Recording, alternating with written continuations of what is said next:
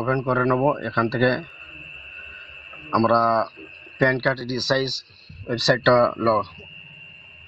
Type করে open করব। এখান থেকে আমরা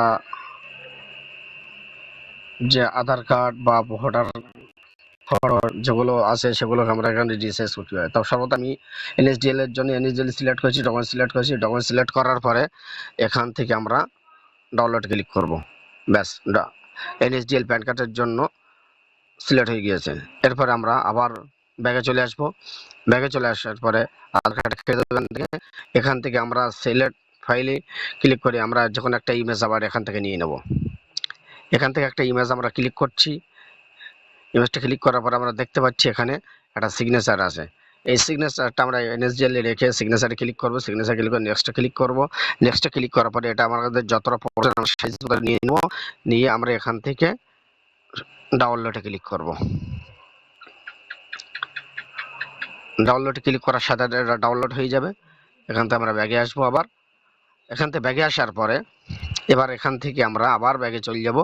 ব্যাগে এসে এখান থেকে নতুন একটা ইমেজ নেব। আমরা নতুন সিলেক্ট ফাইলে ক্লিক করে আমরা এখান থেকে এবার আমাদের ফটো যেটা আছে সেটাকে আমরা এখান থেকে নিয়ে নেব।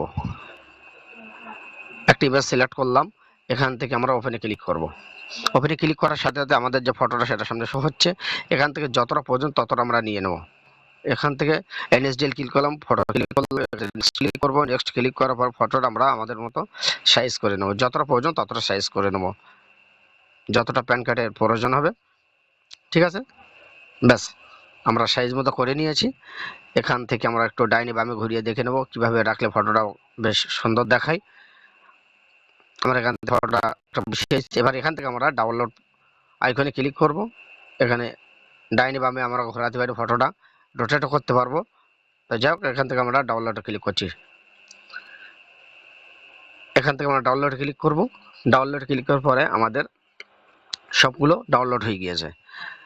এখান থেকে আমরা এবার দেখে নেব ফটো, সিগনেচার এবং পিডিএফ যেটা আমাদের প্যান কার্ডের জন্য পড়ে। এনএসডিএল প্যান কার্ডের জন্য সর্বপ্রথম এই ওয়েবসাইট থেকে ডকুমেন্টসগুলো করাপ করতে হয়।